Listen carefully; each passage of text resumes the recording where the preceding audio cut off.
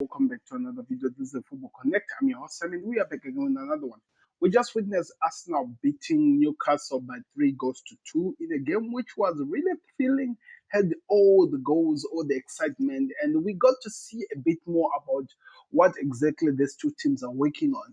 By the way, Anthony Elanga with his first goal, and we are seeing the midfielders of Arsenal continuing with the goals, an own goal from a player, and the kid who just came out of nowhere, 15 years of age, and is running the game like he has been doing for years. We need to talk about that Max Doherty kid because that was amazing what I saw from him. I know the penalty was given. Of course, it's preseason. You won't really say so much. That's the most important thing. But if you're an Arsenal supporter, you ought to be excited about this kid called Max Don. Is it Max McDonald or something like that? I'm about to check his name here, but it was really, really exciting to see what I saw from this team. Let me check his name first before I keep destroying another kid's name. 15 years of age. That's what's scary. It's Max Dowman. Dowman. That kid is special.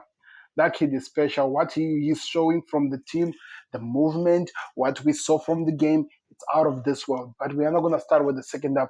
We're actually going to start with the first half because we got to see everything that was given in the game and everything that happened in the game. So, stats. 40 Newcastle actually had more of the position with 51% of the end, Arsenal with 41. So it is not even that big. Shots on target 7 for Arsenal, 6 for Newcastle. Jaws won. Newcastle won more with 54% of their jaws, which they won. Fouls conceded, it was 9-9, literally draw in terms of that. Shots 15 for Arsenal, 13 for Newcastle. On target, of course, 7 for Arsenal, 6 for Newcastle. Then shot accuracy. It was more of Arsenal showing what they can do defensively. We did see some good tackles in the way of helping the team and what was happening in the game. It was really amazing to see how good this team is in the interception and everything, as you can see on the screen. It is really, really exciting what we saw from this game because we got to see the twins really pushing each other. And we got to see a bit of Martin Zubimendi in the DM position. Of course, you could see that he's still trying to get used to his team. And at some point, it felt like Newcastle were overrunning them. They were taking advantages of the wings. But it is a work in progress. I also was enjoying the speed and the quickness Arsenal were moving the ball from a point of defending to attack. So much their way of attack was being started by David Raya, trying by all means to hit onto the counter, to give to Saka, to give to the players who can really progress, who are good ball carriers to go with the ball and try to help in attack. I was excited also with how Martin Zubimendi is actually trying to do what we expect a number 10 to be doing. That pass that he gave to Kai Havertz and he did not do anything in scoring a goal. That is what you expect from a number 10, somebody who is a creator, somebody who can help the team in progressing and actually create something so that the team can actually jumpstart a good attack and actually try to do something. So there is a lot of good things you can take from this game. Arsenal showed that they are a good team. They are building something. And in beginning of the game, announcing Victor Gokores to the crowd of Tokyo, showing, no, just not Tokyo, it's Singapore. The crowd of Singapore showing them that they already are moving close to what they're going to be doing in the future. They're already showing them something that they're working on. And it's amazing to see how far this whole entire project that Mikel Arteta is working on. Of course, I was watching a channel from a national fan yesterday, and he was telling me that how Mikel Arteta is moving away from the tier list. In the tier list, we are talking about where he believed that there should be players who are in the tier 1, who are the starters, the second players that comes in as the tier 2, who are usually used from the bench and whatever like that. Then the tier 3 of players who, when it is really desperate, that's when you use it. He's actually now looking for players in which who can be starters almost every single time in helping the team in progressing in whatever the we can do. There were, of course, new players being put into it. We did see Madueke, I think. I think he was in the game, if I'm not mistaken. I did see Kai Havertz and Trossard so many times, and I think it was really, really amazing how much this team was working in terms of building up and going forward. In terms of the lineup, there was Trossard, yes, like I said, he's the one who started, but I think there was a first substitution that happened. Martinelli came into the picture, and we saw some of the players. I don't think Madueke was in the game here today. I don't think he was. He was not. I thought there was a kid who was running from the right side, looking like him, but it's not him. Maybe it was Strasser. Maybe my brain was on Mass or something. But we did see also Nogard coming in for Zubemendi. Zubemendi played around 77 minutes, so you can tell that that's the guy that Mikel Arteta is trusting to become the guy who runs everything. Saliba came out at 77 minutes.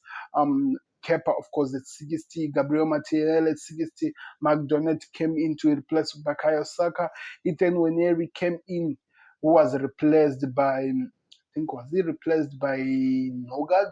Because Ethan Waneri started the game as the starter. That was interesting. Maybe that's why we saw more of the fight from what is his face? From this guy, what's his face? Martin Odegaard, because I saw that pass that he gave to Kai Havertz. If he had scored that, that would have been something amazing, really, something to write on, to be in going forward. Declan Rice was there in the midfield to help out with Nogard as the game was being played. It was almost over though, but you can see the team and the plans that Mikel Arteta is trying to work on. He's now relying on trying to make the team create, be forceful, press, squeeze the team, because at some point it felt like Newcastle were being over squeezed by this Arsenal team. But also on the other side, we saw the exciting part, the attacking threat that Newcastle still poses. Of course, the first goal which was scored from Elanga, that will mean so much for him. His first of the preseason, more to follow. We did see so much in the goal from Jacob Murphy. That is something that we're going to talk about for some time. That was an amazing strike. They showed so much in attack. Of course, there were some tackles that you felt like maybe if it was in the Premier League, something would have been done. You have to understand in these preseason games, it's not really more about the results, but it's more about getting yourself ready for the season. And I think that's what both two teams are trying to do.